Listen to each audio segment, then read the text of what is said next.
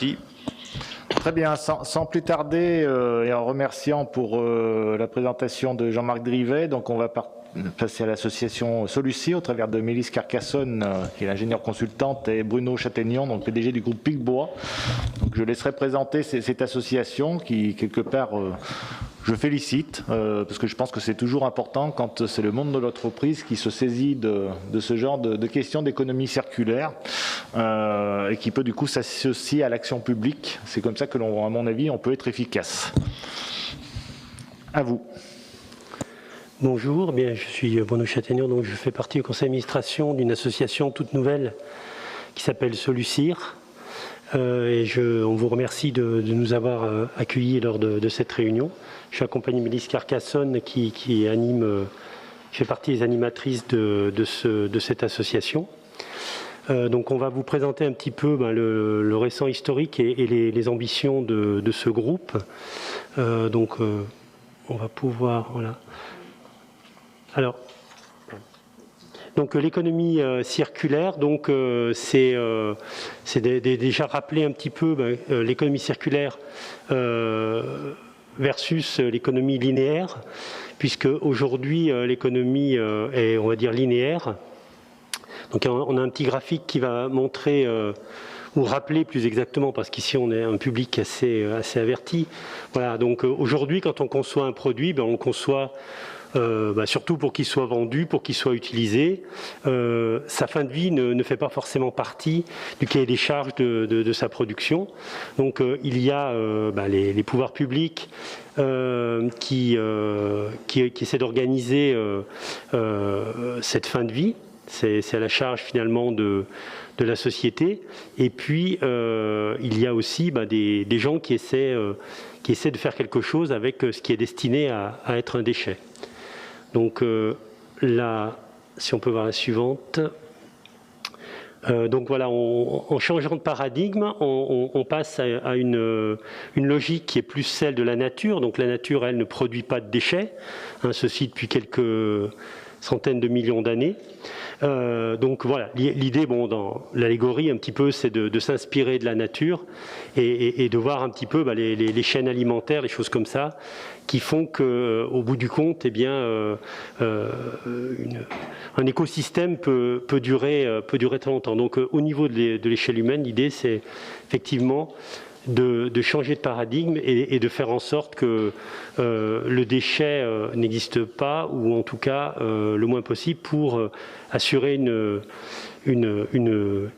vie plus longue, enfin une société qui puisse durer plus longtemps. Donc l'économie de demain doit être vertueuse, bien sûr, que ça soit au niveau de la circularité des services et des produits.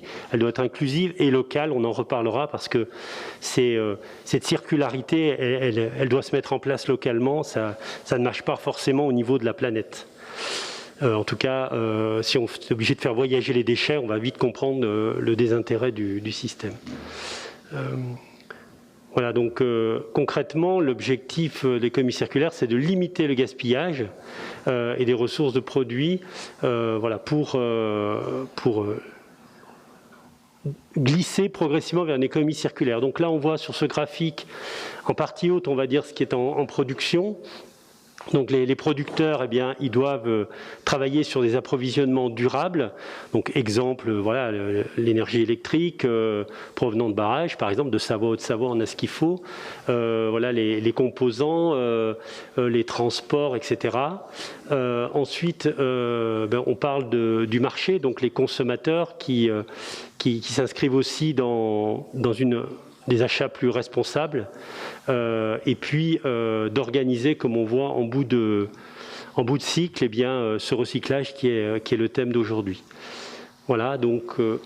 Et peut-être si je peux compléter un petit peu sur ce graphique simplement, on a vraiment cette idée d'accompagner les entreprises aussi à comprendre que pour répondre à ce modèle-là, il faut bien sûr qu'elles intègrent, pour boucler la boucle, qu'elles intègrent le fait d'inclure des matières recyclées dans leur process.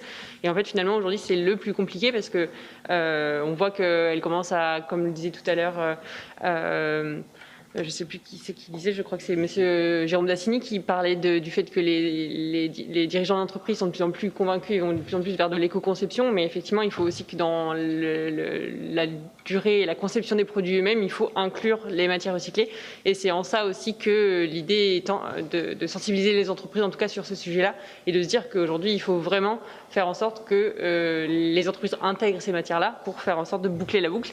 Voilà un peu sur le principe, et on voit aussi qu'il y a beaucoup de choses qui se passent au niveau des acteurs économiques, mais il y en a aussi beaucoup qui se passent au niveau des consommateurs et d'autres au niveau de, on va dire plus globalement, le monde des déchets. Et que finalement, en tout cas, les liens entre acteurs privés et acteurs publics sont vraiment forts, et il faut totalement décloisonner en tout cas ça pour que ça puisse marcher. Et peut-être simplement pour citer Brune Poisson qui dit toujours d'ailleurs que l'économie circulaire, c'est pas un secteur, mais c'est vraiment un projet de société. Et donc, on voit, comme ça a été dit, au niveau des entreprises, au niveau des entreprises aussi, il y a des individus, des gens qui sont sensibles à cela et qui veulent aller dans ce sens-là.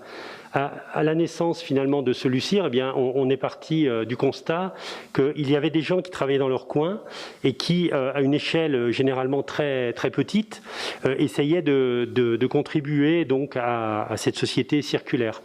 La difficulté, c'est que quand on est dans son coin, eh bien, par exemple, les sourcings, eh bien, c'est compliqué à trouver. Les clients, ça peut être compliqué à trouver.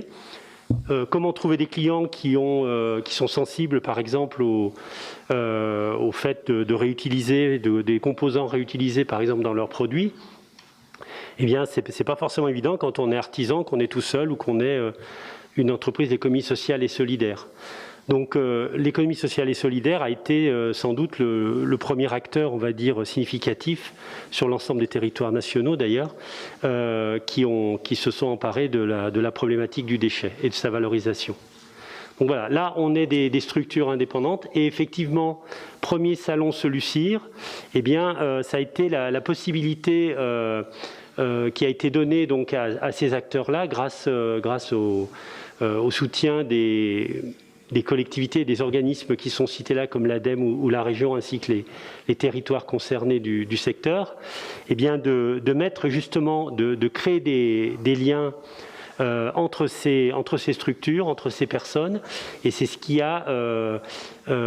ensuite, il y a eu des soirées qui ont été organisées pour prolonger.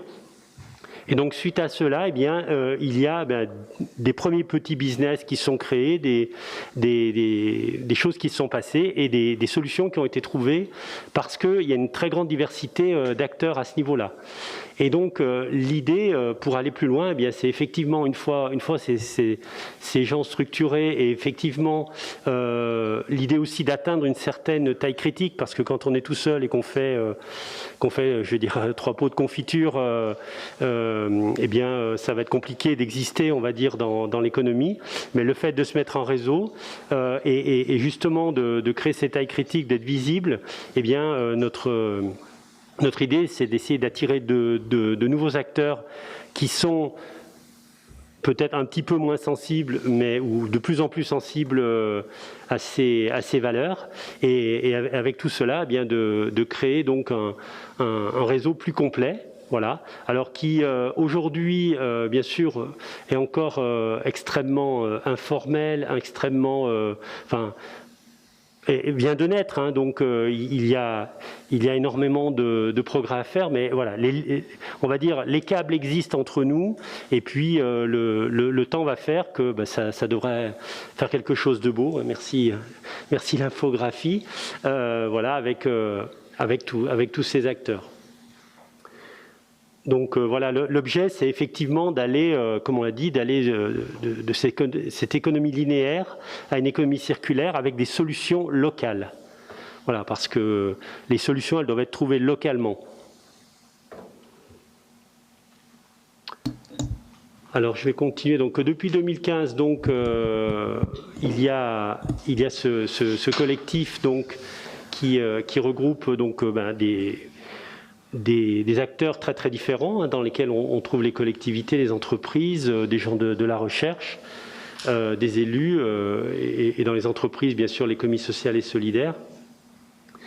pour trouver donc des solutions ensemble, parce que c'est à la fois horizontal et vertical, c'est-à-dire qu'on a, par exemple, les gens qui reçoivent ces déchets, qui doivent les trier, ils ont besoin d'être en réseau aussi pour pouvoir travailler de meilleure façon, mais il y a aussi besoin de trouver des sourcings fiables et de trouver aussi des clients. S'il n'y a pas de clients, et c'est un petit peu ça le cœur, je dirais, de l'enjeu d'aujourd'hui, c'est que s'il n'y a pas des gens pour acheter au bout de la file, je dirais, des choses qui ont été refabriquées, reconditionnées, etc., qui sont prêts à acheter ça, s'il n'y a pas ça, eh bien forcément, s'il n'y a pas de marché, il n'y a pas de filière qui se met en place, quoi, voilà.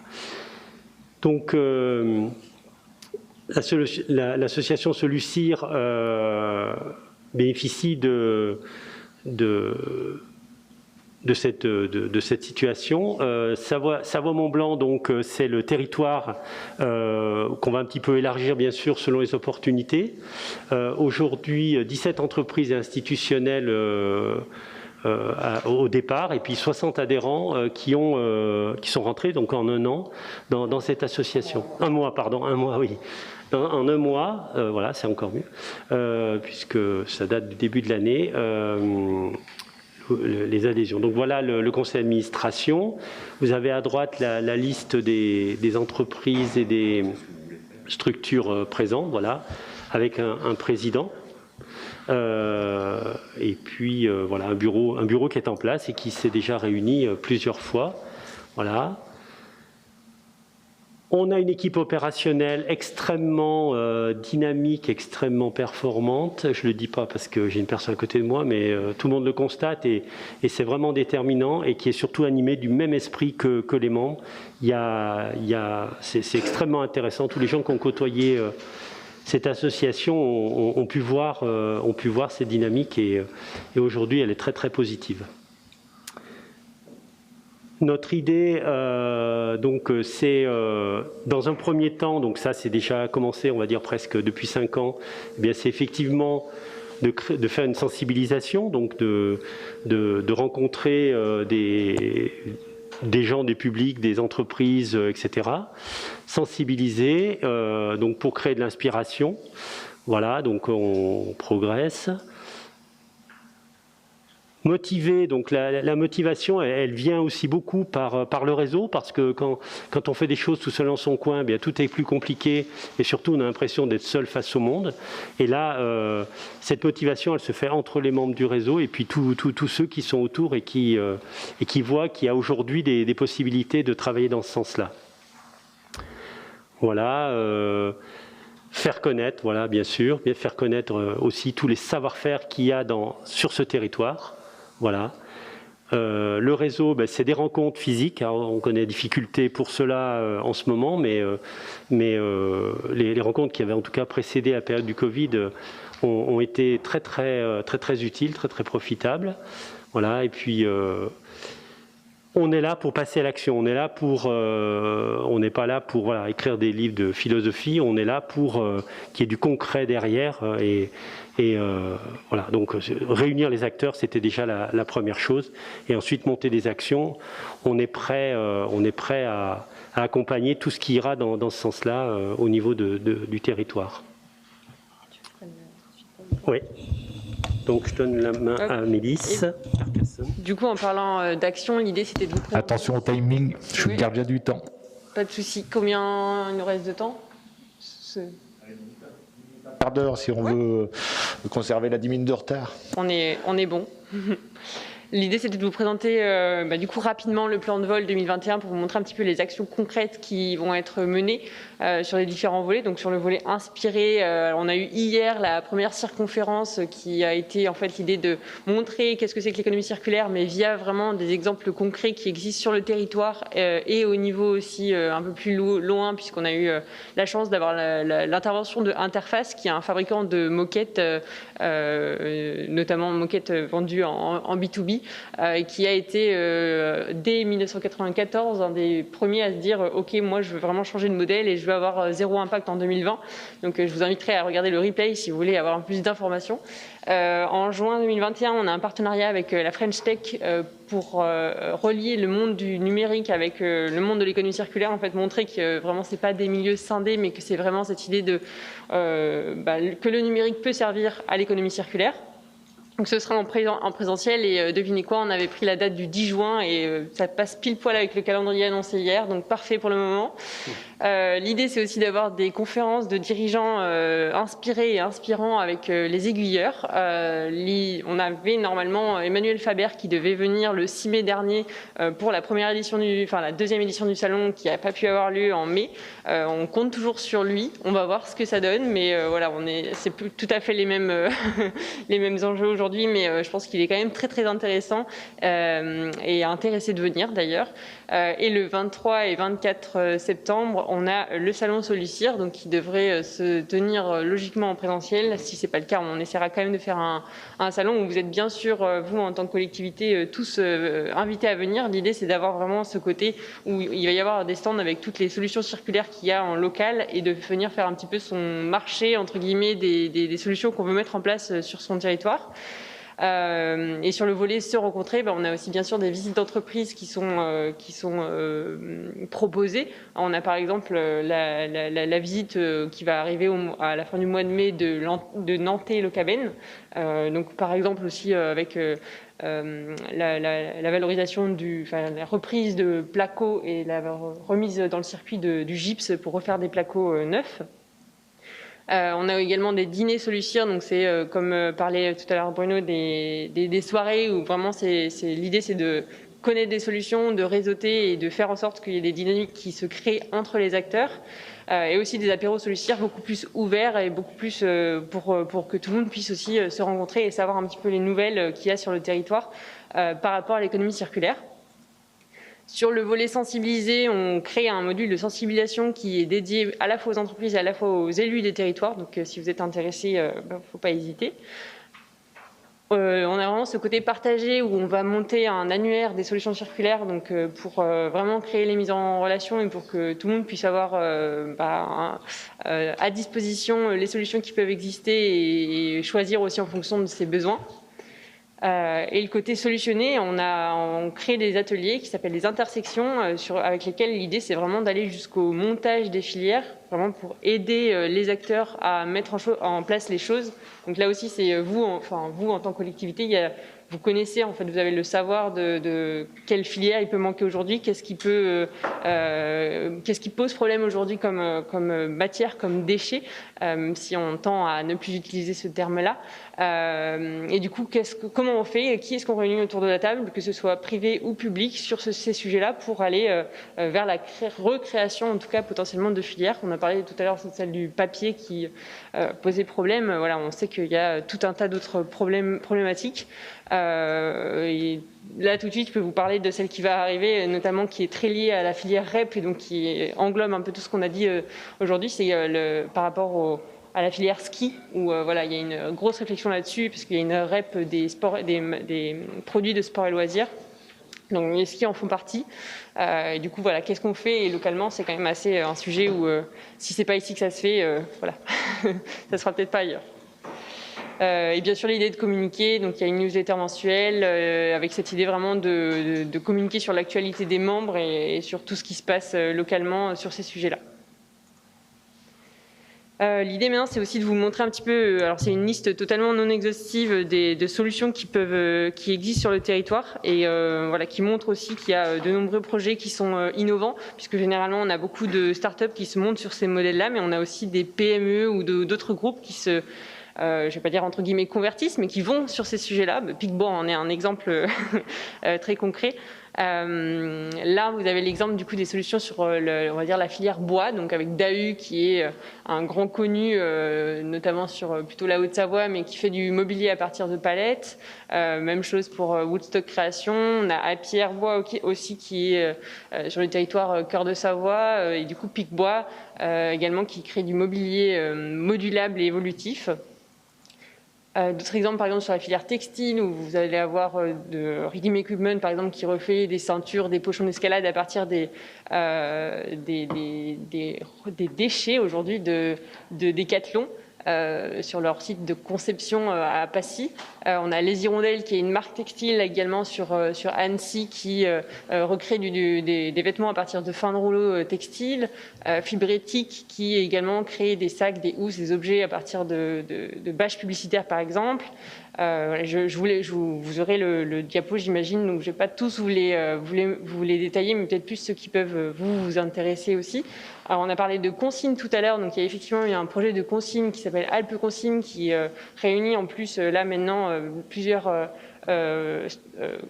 territoires du sillon alpin pour recréer une filière locale pour le réemploi des contenants en verre.